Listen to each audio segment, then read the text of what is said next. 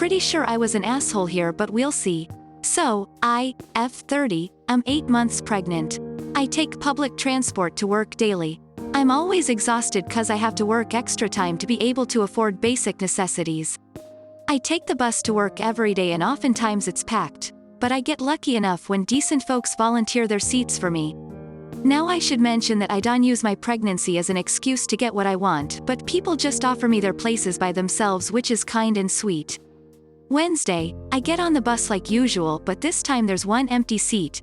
I go to sit, but I find a guy in his business attire sitting there with his hand on the empty seat, sort of like resting it. I say excuse me and ask him to remove his hand so I could sit, but he tells me the seat was taken. I ask by who and he says his hand. NGL. I laughed a little but wasn't feeling well, so I ask him to remove it so I could sit, but he refuses again. Folks start staring. I tell him I'm tired and needed to sit, and he replies saying my pregnancy isn't his problem. I had enough at this point. My legs were burning and my back was hurting, so I go ahead and sit on his hand. He freaks out and tries to remove it quickly while shouting at me. He then starts arguing about how disrespectful I was to do this inappropriate thing, and in public no less. I argue back NGL, but then he gets off after saying I was being inappropriate and disrespectful. Everyone stares at me and I just sit there feeling a bit of shame about what happened. I tell my husband about this incident and he WTF'd the entire time, then says that I did indeed act inappropriately and shouldn't have made this guy uncomfortable by sitting on his hand like that. He tells me I fucked up and this was totally inappropriate, despite me saying I was so tired of standing and was in desperate need to sit down.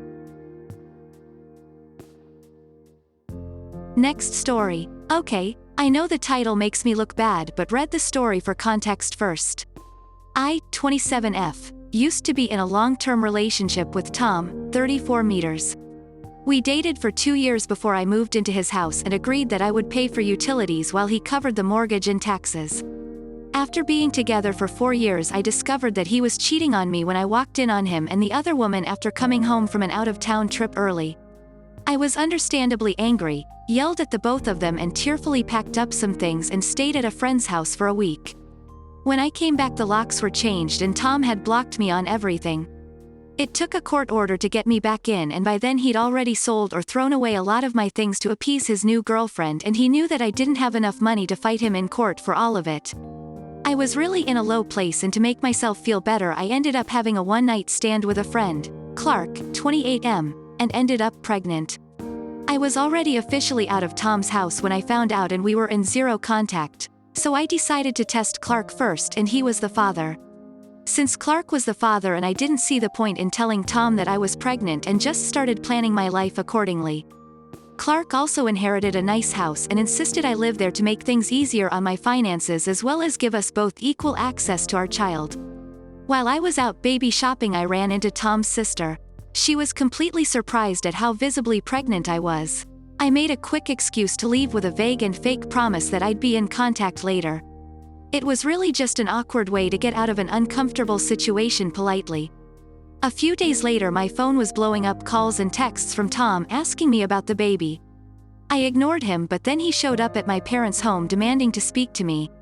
Tom was convinced that I was pregnant with his kid and was going to blindside him with a court order for child support after the baby was born out of spite. It would also align with his planned promotion, and he didn't want to be perceived as a deadbeat parent. The company he works at is big on morality. I told Tom to leave me and my family alone, but he wanted me to sign an NDA about anything that would happen between us in family court to protect his reputation. I told him that he wasn't the father, but he thought that I was lying now to blindside him later, and offered me his house. He was going to get a new one, to pay for my silence. I agreed, and when he was fully moved out, I mailed him the test results when Clark was tested. Tom now thinks I was being a manipulative witch, but it wasn't my fault. He didn't believe me when I initially said he wasn't the father. Next story. So I, 26M, met Sasha on a dating app and we exchanged numbers. We started texting pretty much daily and I felt a good connection. Both the same age, looking for similar things, and we seemed to have a lot of the same hobbies. She was a single mom to a very cute little girl. I'm looking to start a family myself, and we both have good jobs. Lots of good things on both sides, it seems. We started FaceTiming and it became more frequent over a few weeks. We'd stay up after she put her daughter down and would just talk about everything and anything. So a week or so ago she asked me out. Said she really wanted to go see a certain comedian and he was coming to our city. I agreed to go. Well, a couple days later she tells me in a text, "Hey, I totally forgot to put this in my bio, but I don't date guys under 6 feet. I deleted my profile so I forgot your height after we started talking." I was pretty bummed as I'm 5 feet 8. I told her that I don't see this working then because I'm not 6 feet. She said she was disappointed but would still like to go to the show with me. I told her that I would go still as we made that plan. Well, I told my friend Mike about the situation, and he called me a pussy if I attended the show. He said that I should get some balls and not show. Well, the show was this weekend and I didn't show. Sasha called me and texted me probably 10 times but I never responded. The next morning she sent me this whole long paragraph how I wasted her time and money. And how I owed her for the ticket I wasted. Also how rude I was to her. I felt guilty so I called her. She told me that I owed her for the ticket, but she wanted me to take her out as repayment instead of cash. Which really confused me, to be honest, as I thought she would just want to end the situation. I told her that while I was sorry, I felt like her height requirement was lame and I didn't feel like showing up for a date where I had zero chance. She said that it was her fault for not divulging that earlier. And that she knew I wasn't 6 feet after we FaceTimed the first time. So I said, "Then why spend weeks FaceTiming me if you already knew?" She said she didn't know. So I told her that I didn't plan on paying her for anything as she wasted my time too. And I'm not taking her out as a makeup either. Some of my female friends think I'm being an because she is a single mom. Also, I know she had to hire a babysitter, bought both tickets and drove 30 minutes to the city for me to not show. So I should do something to make for that. My guy friends said I did nothing wrong and shouldn't apologize. Next story. A few months ago the previous semester ended and it was the last day. Everything was fine until I reached home and checked my phone. A friend of mine who we'll call Friend A posted a pic of my other friend. B, it was their class photo so everyone could see it, but she had specifically zoomed in on B's face with the caption, "LMAO, looks so depressed." This is really a big deal. They were really close throughout most of the year and also acted like the female equivalent of bromance. Then I see friend B's post. It was a screenshot of A's post. I expect something good or funny written in the caption, but no. B calls her a bitch and coward for posting this on the last day. They won't be meeting again for a while cause holidays. B then proceeds to share other screenshots of her and A talking, which include A showing embarrassing pictures she found of other people and writing, "blackmail," and B replying with LMAOs and skull emojis and other stuff. B also said A was super manipulative. Now after all that we have C, who's not so active and is usually super calm online, but this time she sounded sore angry with stuff like, "IKR, I know right. A is super manipulative, and back when we were friends she would body shame me," stuff like that. C's mom is there, A and B. C and I are from the other class teacher, so she texts A to message her privately to talk about this probably. As for my part in this, I'm mostly a bystander, but I was thinking about what happened and all this felt a little one-sided. Like 2 against 1, and A didn't even get a chance to explain. She's usually do nice. I'm not saying that C and B are lying because their accusations are super serious.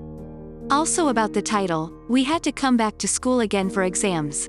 The holidays are actually after the exams. We're given a few days off before exams to study, and during that time I didn't really talk to A, B or C on the last day A approached me. But I was busy and O didn't want to get involved in this fight, so I just told her I needed to go. It felt like the right thing to do at that time, but now I'm just feeling super guilty. Since exams were going on, A, Ba and C probably didn't talk much, but school is starting soon so shit is gonna go down. Next story. I, 17F, have been having some issues with one of my friends. For the purpose of this we'll call her HH, 17F. Is one of my closest friends. I tell her a lot of stuff about my personal life and I have a good trust in her. I am a full-time student looking for an aita and part-time employee and therefore have a lot on my plate and have been experiencing a lot of anxiety-like symptoms. She, for the last few weeks has been, in my opinion, consistently disregarding my efforts and emotions by saying things like, Why are you so tired, and you think that's bad? Well, I did, blank, and after a while it gets tiresome and I can't trust my other friends enough to vent to them about it without knowing it'll get back to her. I don't mean to hurt her feelings, but I need to vent about things sometimes. Anyway, I was talking to one of my friends, let's call her A, in class today about it. Nothing rude, just letting out my frustrations about the way H has been treating me recently, and she felt the same way, which was a relief that it wasn't just me. After class, H came and started having a go at me about it. I had already been having a pretty terrible day, so I excused myself and left so that the situation didn't escalate any further. I know that I didn't say anything to H, so I think someone else in the class told her about our conversation. I haven't asked the others in the class about it yet, but after I got home I sent H a message and basically said to her that I would have preferred it if she had come and spoken to me personally before she did that in front of my other friends, and that I will speak to her tomorrow and I can have a good, calm conversation with her about it. But I just need to know before I do speak to her, Aita? Should I have just kept my frustrations to myself, or was I okay to vent to my friend?